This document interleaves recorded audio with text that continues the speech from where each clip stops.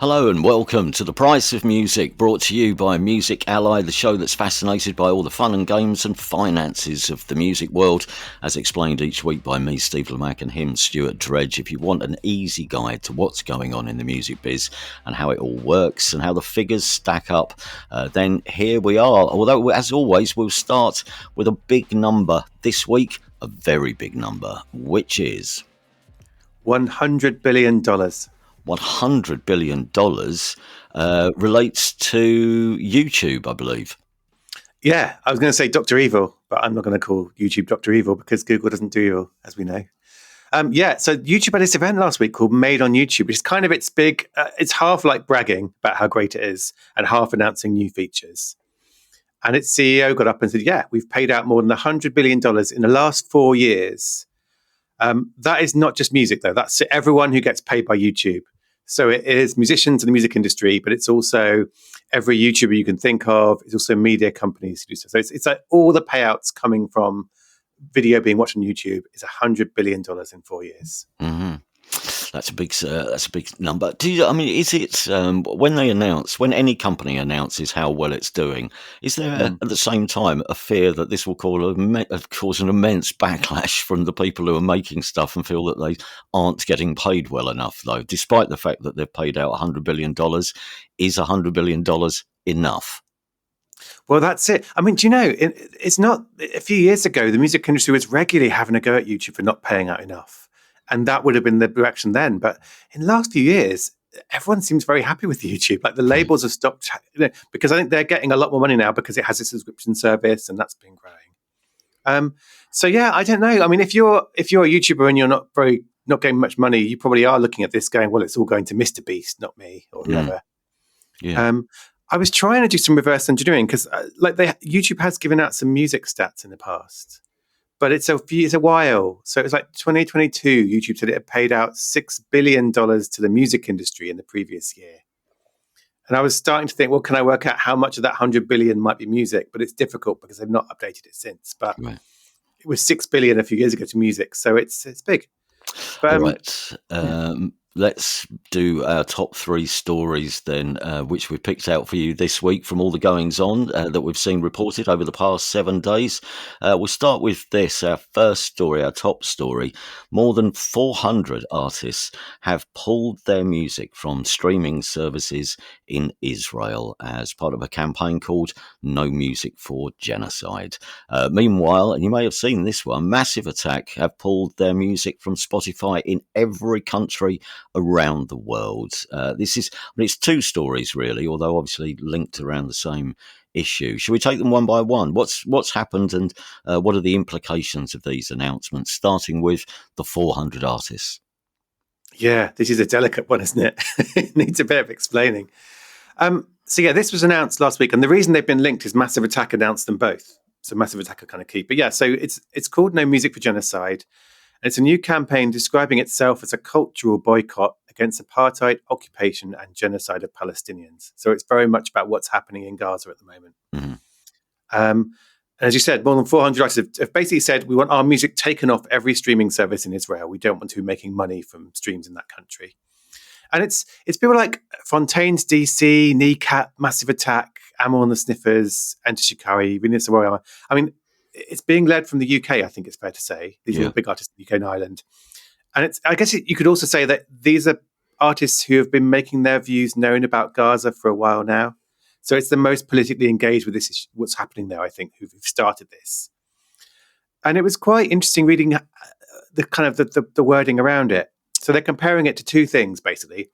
The first is what happened in, was it 1980s? The boycott of South Africa for musicians. Yeah. And they're saying that happened because of apartheid there. We're comparing it to that. But also they're looking at what happened in Russia recently. So when Russia invaded Ukraine, the music industry shut down its offices there. All the international labels and streaming services shut down. A lot of musicians pulled their music from streaming services in Russia. So basically this campaign is saying, look, these 2 things are our reference points for what we're trying to do here. We're trying to make our voices known. And so I guess the next step for this is going to be to hope that launch signs up bigger artists. So they'll be looking for, I don't know, could they get U2 because they spoke out recently about Gaza? can they get the likes of Taylor Swift, Coldplay, Drake, like the real big hitters of streaming to join in? That's what would kind of take it to the next level, I think, beyond, well, these are artists who care a lot about what's happening in Gaza and have been talking about it. Mm-hmm. But yeah, it made quite a big splash, I think, because it's one of the first. There've been a lot of artists speaking out about Gaza, but it's one of the first examples of people doing something in terms of, right, we want our music taken down here. We want to not be earning money from this because of our views. So it's actually like the next concrete step, I guess, taken. Yeah, or anyone else making money out of them. That's the other Yeah. thing, isn't it? Yeah. Massive Attack themselves, I mean, no disrespect to Deerhoof and King Gizzard and the Lizard Wizard, who've already withdrawn their music from Spotify, but Massive Attack are probably, I guess, the biggest name to date who've come out against Daniel Ek and his investments outside of Spotify. That seems to be the cause of this. That was it. And it was announced in the same Instagram post as the No Music Genocide, which is why a lot of people kind of are conflating them. And that's caused a bit of a hoo-ha. So this is not about Gaza. It's about, like you say, Daniel Ek's investment. So he's got a personal investment firm. It's called, I think it's Premium Materia. So it's the money he has earned from selling shares in Spotify. He has an investment firm that invests in different companies. And we've talked about this before, haven't we, when we talked about this band. So it's a company called Helsing. They make AI drones and AI sort of defense technology, and they're basically defense tech.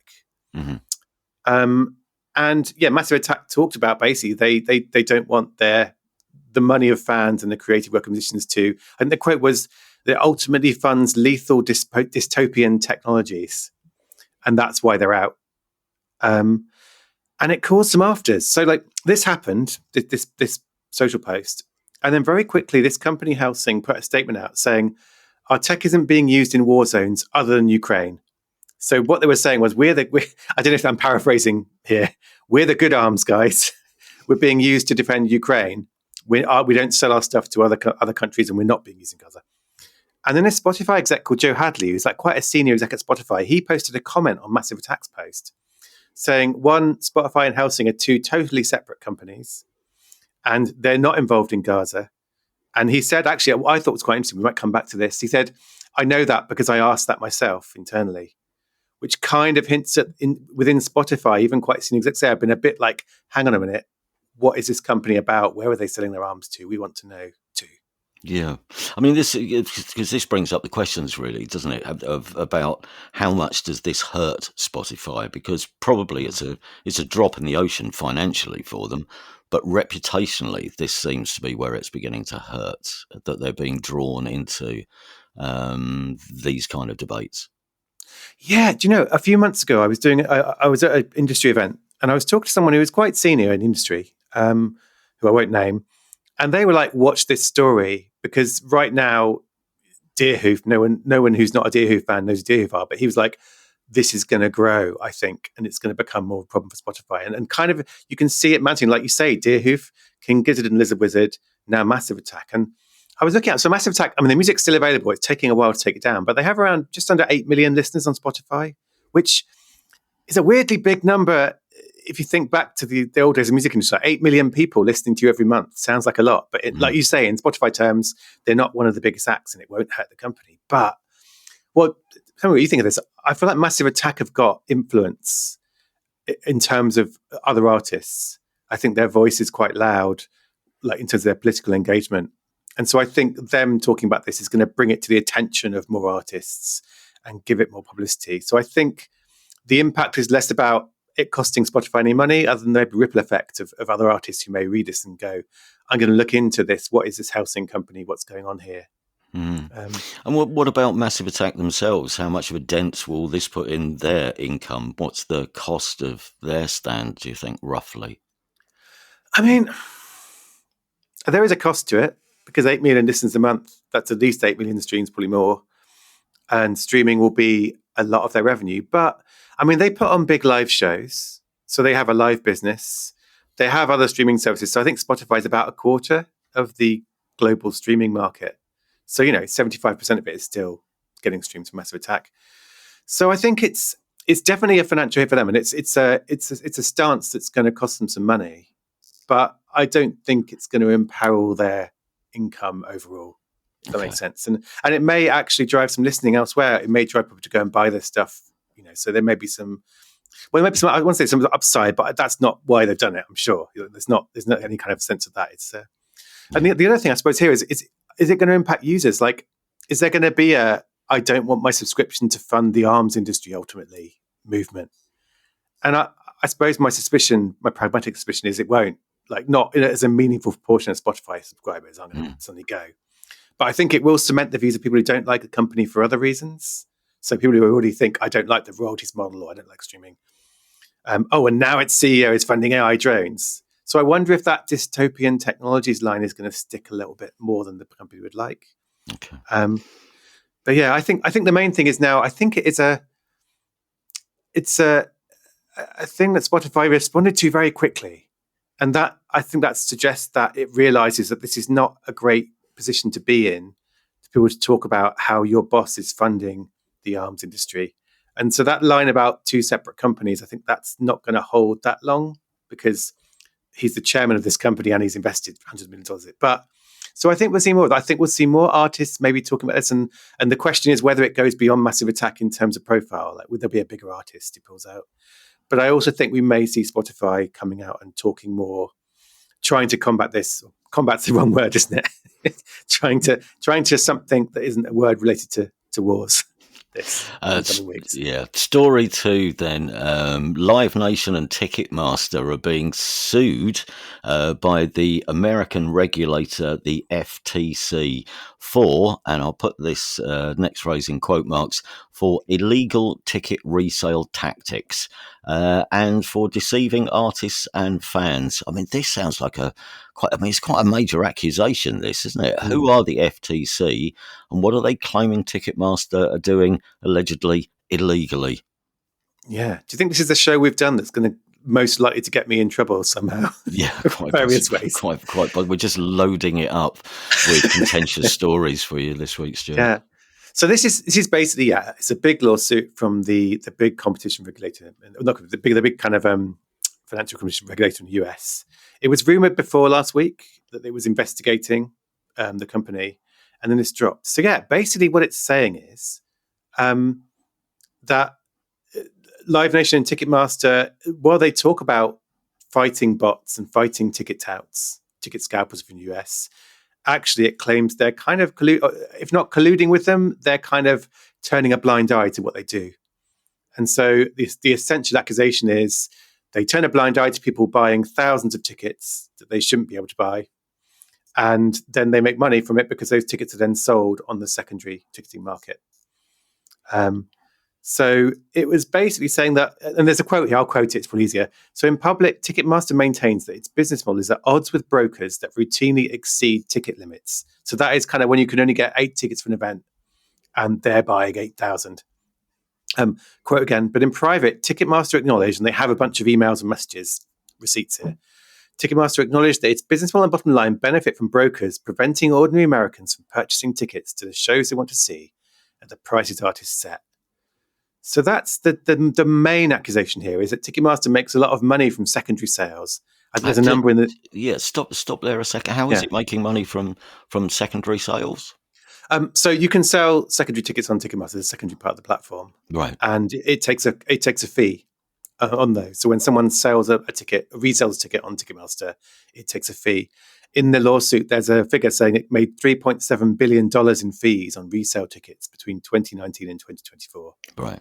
So that's it makes a lot of money from letting brokers buy more tickets than they should be allowed to, because they then sell it on its platform and it gets a cut. Right. And there's a lot of detail. I mean, I was going through this lawsuit filing, and there's one bit was like a table of like these 5 ticket brokers. So these are people who buy tickets and then resell them, like but for a living. So it's not fans doing it; it's companies who's. And there were 5 of them. They controlled more than 6,300 Ticketmaster accounts between these 5 companies. And they got more than 246,000 tickets in the period covered. Right. So in a sense, this is the thing. Ticketmaster's always said, well, we try and stop this happening. We try and fight the bots that are used to hoover tickets. Yeah. And this is claiming otherwise. Okay. There's been no official response. So at the time of talking, as far as I can tell, this year, Ticketmaster and I have been talking about addressing the fact that this sort of thing might happen, this kind of investigation. And saying, no, we fight bots. We do our best. We don't like to get people to get tickets they shouldn't have a right to. But I mean, I guess the bigger picture here is we talked about this last year. The US Department of Justice is suing Live Nation and Ticketmaster and trying to break them up for antitrust violations, anti-competitive behavior. And now it's facing a lawsuit from the FTC, and I think it's 7 US states as well. So these are two quite scary foes legally for the company to be dealing with. And like we've talked about its revenues and how its business is doing very well, but it's got these two really, really kind of sort of big lawsuits on its hands now, which is going to suck up a lot of energy and time. Yeah. Story 3, which again is actually 2 stories, although this time they are brilliantly contradictory depending on who you believe. Either video clips on social media are the future for artists looking for success, or video clips on social media don't really help an artist's career much at all. Both of these differing opinions emerged over the past week. Shall we do the defense of viral videos first, which comes from the American hitmaker Lizzo, who reckons the golden age of music video is over and that artists should focus on viral clips on social media instead of making old-fashioned videos. Yeah, and you know how she delivered this message? Via video. Viral clip on social media. Of course, yeah. So, proof in the pudding and all that. So what's so essentially, don't waste your money on a video for YouTube. Just make some interesting clips. Post on TikTok. Is that kind of what she's saying? Kind of. Well, she was saying there's no money to waste on music videos. So one of her points was there's no budgets anymore. Like from the heyday in the kind of 90s and 2000s, the budgets don't exist anymore because no one makes any money from them. And she talked about there's never going to be another Thriller, Lady Marmalade or Ladies Night because critical mass and mainstream culture doesn't exist anymore. Which gave me this, because I don't know if you ever saw this, but in the 80s, there was the making of Thriller was a VHS video you could buy and watch. And it was like, I don't know, half an hour long. Mm-hmm. And like that video was so big that the making of it became its own product. And yeah, so basically, I mean, this is the other thing. Lizzo has started giving this music industry comment recently on TikTok, which is, I think I always welcome it. Like, we need to hear more from artists giving their views on the industry. Like, she's doing my job, I guess, which I couldn't return that by doing her job because I haven't got the dance moves. But so she said she's made a music video for her new single, but she hasn't even bothered putting it on YouTube. It's just on her Instagram account. And she said, yeah, you're better off making small, digestible, potentially viral clips for your social media platforms, especially if you're a new artist. So she said, yeah, new artists, you probably haven't got any money to make music. You should be doing this instead. Make a bunch of short clips rather than one big video. Right. The case, so that's the case in favour of viral clips. The case against comes in a new report which suggests that going viral on social media may not actually help artists build their fan bases. Yeah, so this is Media Research, one of the more respected companies in music, and they surveyed 10,000 people, so it's a decent sized survey. And they basically, their main finding was, and the quote is, discovery is getting stuck at the song clip. So basically, a lot of people, especially young people, they discover songs on TikTok, Instagram, wherever, and they might like them, but they don't then feel the need to tap through and like listen to the song in full or follow the artist on Spotify or Apple Music or become fans. And his big thing was like, these clips don't create fandom. And fandom is the really important thing now as an artist you need, because the fandom is how you make your money from people who love you. This quote, this kind of chilling quote, the music they hear on TikTok, Instagram, and other social platforms is enough for them. Yeah. So it's kind of worrying if you're a Spotify as well as if you're an artist. Yeah, I mean, there have been cases, though, where certain songs have become hits, one-off songs, but are they... haven't they? So it does work on occasion. What they're saying, though, it's not the blueprint for an artist, though. Don't just hold out for the off chance that your one song might be one of the rare times where a viral clip does turn into a hit in other spheres. Yeah, it's weird because I think the social media apps are going to disagree. And there may be some afters for this where they could put stuff out saying, because I know TikTok, for example, they've got this feature called Add to Music app, where if you hear a song on TikTok and like it, you tap a button and you can add it to your library on Spotify or Apple or Amazon. And I think this year they said that's done billions of streams from that feature alone. So I think they're going to have some arguments against it, saying no, we are getting people to tap through and play songs in full. But I mean, I see Lizzo's point of view here. Like, instead of making a music video, make some clips where you're talking about yourself, telling people your story, showing them behind. Like that gets people to know you. And I think there is a good argument for that, creating fandom, because it's not just a glossy music video; it's actually people seeing who you are. I think that's quite important nowadays. People to understand what you think. Yeah, I mean, or do both. Once again, I can only cite my daughter's favourite artist, Conan Gray, who made videos for the key tracks on his latest album. But I noticed the other day she was watching a video which was the making of his videos. So he's essentially done both. So he's done the actual video, but while making the actual video, has obviously got clippable content of him talking to the other actor and explaining where they're filming and what they're doing. So he's done the two. Maybe it's just a matter of making complementary content. Well, and the other thing I think is interesting is Lizzo talked about how her latest music video is not on YouTube and so on, but she has made a music video for a new song, which I think speaks to the fact that I think a lot of artists still like the idea of making full-length music videos because it shows off something about them, or it gives them their vision. So I think that's the other thing, is people will still want to make them. And maybe it's a case, like you say, of being clever about how you get them to people. Yeah, and where certain songs as well just lend themselves to being videos. There are types of music which are very well illustrated by videos, and particularly songs which tell a kind of story. I mean, if you've written a song in your bedroom and it is 3 minutes of bedroom angst, I don't get a video out of that. But there are other songs which really benefit from the video treatment, I think, still.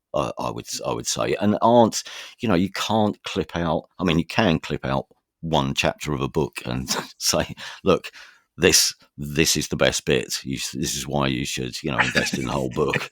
But maybe the whole book needs its own little film. That's my theory. The other thing as well is there's a few companies now who have these shows on YouTube. Like, there's Colors is one. There's also, what's the other one called? Mahogany Video. There's a few companies who, like, their whole thing is they film performances of new artists and then they put them out on YouTube and other places. And I wonder if that is something that's quite good. Like, if you're a new artist, rather than making your own video, maybe you do go and do one of those things. And then there is a video of you playing a song on YouTube, but you haven't had to fund it. I don't know how the money works quite around that, but I think there are ways to do videos that are like, if you're a great performing band, then maybe that's what you do. Find someone who'll film you and put it out. So there's, I think, but Lizzo's thing is that, experiment. And I think that's maybe the common ground here. More experimentation to figure out how you get stuff. That's your news for this week, our top 3 stories. Any other business? I guess we should start with this because I got an email from Stuart earlier, Stu's weekly Taylor Swift email. Did we go a whole week, do you think? Like, was last week, did we do a whole week without Taylor Swift last week? She's back anyway. She's back. What's she done now? What's so important you were bothering me at 9 o'clock in the morning with another Taylor Swift email? Does no one else bother you in the mornings about Taylor Swift? No, you're the I'm only. sad about that. You're the only one.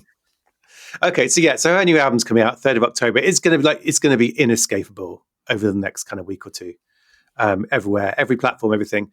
But I think this is really interesting. So she's announced this thing it's called The Life of a Showgirl, and she's announced the official release party of a showgirl, which you might think involves going to a bar with some sausage rolls and saying, "Hooray, a new album's out," like it would be for most artists. But it's a movie. It's an 89-minute movie that's going to be in cinemas around the launch of the album. And it's going to include a premiere of a new music video. There's going to be she's going to show lyric videos for the other songs on the album, behind-the-scenes footage, her talking about what inspired the tracks. So this is the kind of stuff that you would normally put out on YouTube or socials around the release of an album, all the background. But it's going to be in cinemas, like in 100 plus countries around the world. It's going to be a movie in cinemas. And in one day, she sold $15 million of tickets for the US screenings of this event. Wow. And Deadline, who are like a Hollywood news site who know their onions, said they reckon it'll make $30 to $50 million in the US alone. And to reiterate, this is from the launch promo for the new album. Could be a $50 million product in itself. Yeah, I mean, this rather walks over everything we've just been talking about for the last 5 minutes, doesn't it? Sorry, Lizzo. Not only has Taylor Swift made the video, she's also made the clips and and then extended this into an actual film. So it shows And, what you can do if you've got the money. But and she'll get a slice of popcorn sales too, so won't she? it's a launch party film. So you go along with fellow Taylor Swift fans and Fela Smith, I quite like actually. Yeah. I mean, stumbled on it. And you sit there, and she explains the record. I mean, this is essentially it's a great way of getting out of doing any promo, isn't it? You don't have to sit down with anyone on breakfast TV in America and talk about your album because you're telling the audience about your audience directly about the album, but in a That's it. cinema. Direct to Can you fans by the imagine though? I wonder how long this film. How long is the film? 89 minutes. 89 minutes. Sat being having the album explained to you. Wow. Well, I mean, it's going to be lyric. I think a lot of it will be watching the videos and hearing the music, and maybe hearing the music for the first time, depending on what you take. But I mean, I think we've talked about this before when she had her concert film. It's going to be really exciting for Taylor Swift fans because, like, no, that sounds weird. But what I mean is, let me explain this before you take the piss out of me. It's like a room full of them experiencing this together. Like that's the exciting thing I think about this kind of event is it's not just about them watching this; it's about bringing people into the same space together. And like my niece went to the Eras Tour concert movie. And apparently it was brilliant. She got chatting to people around her because they're all Taylor Swift fans from where she lives. So I think, not to be the optimistic, uncynical guy, but I do think there's something really powerful here. And this can only work for like a handful of artists. But I don't know, if you're BTS, they could do it. If you're, I don't know, who else could do this thing? Coldplay could probably do it for a new album, get people in cinemas. Like for a handful of artists, this idea of it's not just about making loads of money in ticket sales and popcorn sort of affiliate sales. I think it is about bringing people together to celebrate something, and that's quite cool. You are so desperate to go, aren't you? You're so desperate to go. I want to go for research purposes. I mean, you know, I don't know if I like that's that. Research purposes. Hang on to that. I need to take someone as a fan along, otherwise I'll just look like a weird bloke at the back. You know, you need to have someone there who wants to go. Obviously, there's a lot. I mean, there's so much money in Taylor Swift's orbit, but this is something I was talking to somebody in the music industry about the other night, where we're always saying, "Well, where is the money going?" The record companies are making a lot of money, particularly out of catalogue these days, and always announcing record profits. Part of it, though, because if you are, and this is happening increasingly, if you are a band, an artist with a bit of a buzz around you that a record company think in the long term are going to be very investable, are going to make some money, then the size of record deals is going back up again to levels which I've not experienced since probably the 90s, really. I mean, I've heard of at least 2 deals recently which have been just shy of £1 million.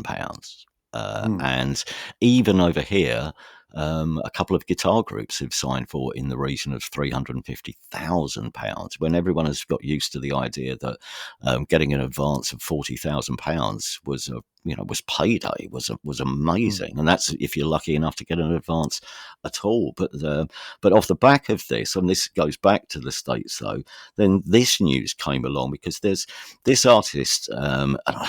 Zaina Monet, Zania Monet. Zania Monet has signed a multi-million-dollar record deal and is climbing the US charts. But the only thing here that's going to make us all stop and stare is Zania Monet isn't real. She's not real. No.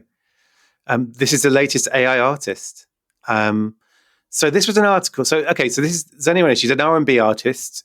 Created by someone called Talisha Jones. So there was a human behind this who made the music on Suno, the controversial AI music service, created the artist, and then a bidding war, quotes, as high as $3 million began. And then she signed a multi-million dollar, so quote marks, multi-million dollar deal with a company called Hallwood Media, which is like this new label set up by a former Geffen exec. So a guy from the major label world has come out. Now, my caveat is both these quotes and figures, I think, come from Hallwood Media itself. Right. And there's a long industry tradition of maybe talking up numbers like this to make something exciting, where maybe, did other major labels really bid as high as $3 million? Or is this kind of part of the launch promo? Who knows? But yeah, this artist is in the Billboard charts. She had 10 million streams in a week in the US. There's something there. People are enjoying this music. And that was kind of before these articles explaining that she wasn't real. So it's maybe one of the first, one of the early examples of an AI artist coming through that has got some traction, not because they're an AI artist, but it's already causing some. I think I saw, is it Kalani? A couple of artists have come out and said, we don't think this is good. Why aren't human artists getting these advances? But it coincided, this news, with I did another interview with a guy called John, who's made. His artist name is Whitlove, but his guy called John. He's made the first full-length AI-assisted country album. Oh, and like two of my favourite subjects: country music and AI coming together at last. He's made an AI-assisted country music album. I mean, that's surely that's the easiest of all musical genres for AI to handle, isn't it? I love you've called Taylor Swift Taylor Swift, and now you're picking on country. I think you're in trouble after this episode online. Yeah, absolutely. I'm locking the doors and cancelling all my socials. But sure, but you know what I mean, though, because country music for the most part, has a formula, doesn't it? Or am I out of date? Is that? Well, there are some strong tropes on it. You could say, make me some songs about whiskey, dirt tracks, 4x4s. I guess the thing about country recently is the interesting stuff has broken out of that. So it's more, like bad, well, no, sort of by the books country is easily replicable. Maybe not the news is good. But yeah, this guy, so he wrote all the words for this album. And I think that's country particularly, the lyrics are really important for the country. So, and then he used Suno again to make the music and the vocals. So he's not singing on the album, but he's written all the stories, the words. And his point of view was, I think, that I am an artist, but I just couldn't play this music or sing it, but I wanted to get these stories out. And he spent like hundreds of hours making this album on Suno. So again, it's not like just pressing a button, make me a country track with violins on. Like, spent hundreds of hours fiddling. And that is what's making me think, there's these two projects, these two virtual artists, but there's a human behind each of them who's done some creative stuff. So in his case, lyrics. In the case of Zanny Monet, again, I think lyrics, but also creating the actual artist and their persona. But they're also using Suno, which is still being sued by labels. And actually this week, labels doubled down on their lawsuit and added some new claims in it.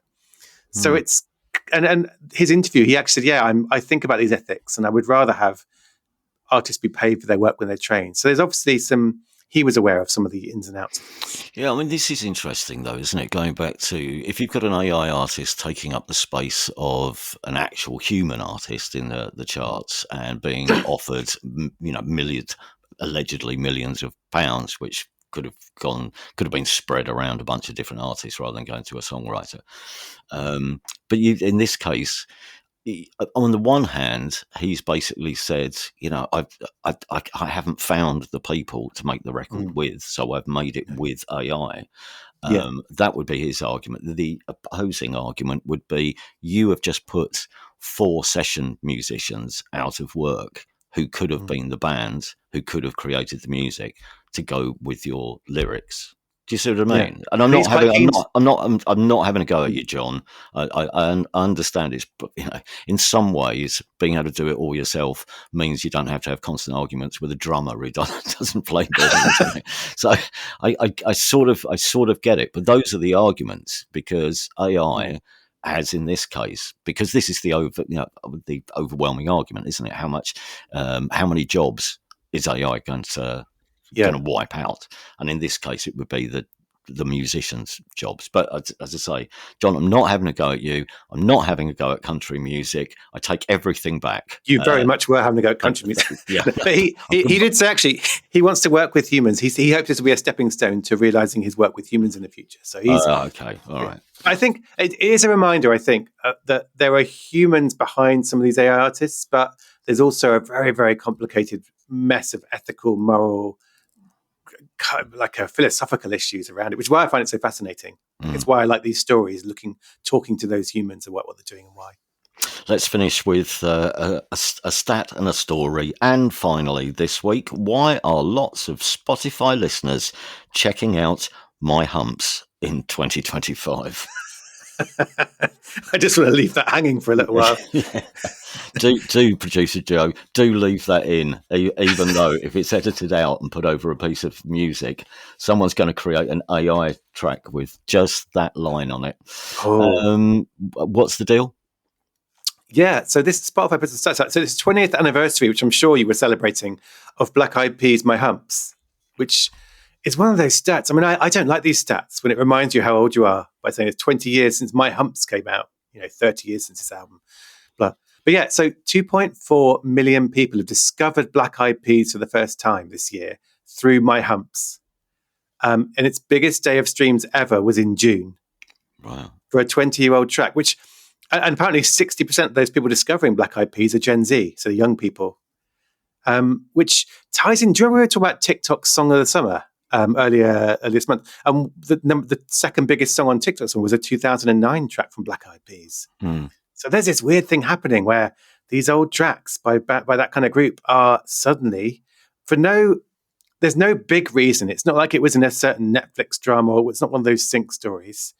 It's making its way. My Humps is making its way into the ears of a whole new generation, which is slightly strange to think about.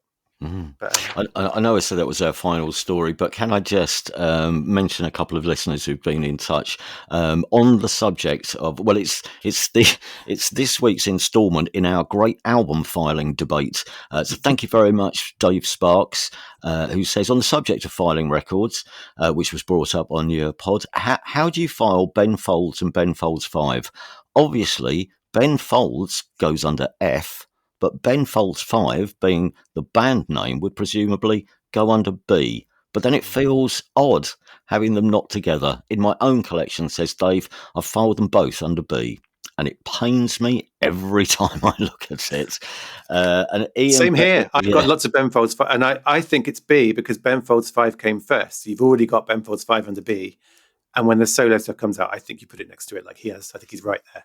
Okay, all right. There's an endorsement of your tactics there, Dave. Yeah. Thank you very much, Dave. And Ian Beresford, where does Prince go, given he was just a symbol? Well, he goes with Chick, Chick, Chick and everyone else at the back. That's where I'd put Prince. But also, the albums from that era, you don't need to have them with all the good Prince albums. You need to separate them off. And Peter Gedge adds to the question from last week, where do you file Van Morrison? Peter, bless you, loved it here from you, Peter. Well, the where to file Van Morrison question is very easy to answer. In the bin. Right, we've done country, Van Morrison and Taylor Swift this week. If you'd like to get involved, I'll give you the email address in just a second. But we're out of time. Thank you very much for listening. If you are enjoying what we're trying to do here, please do spread the word. Anything from leaving a review to telling some of your friends, posting on your socials, that would be amazing. Alternatively, you can support us via Patreon. In fact, if you sign up to be a superfan, you get an extra 15, 20 minutes or so of us. That's me and him chatting about music and money in a fairly free-form kind of way. Can we just say hello, in fact, and welcome our new superfans, Mike Walsh. Bless you, Mike. That's very community-minded of you.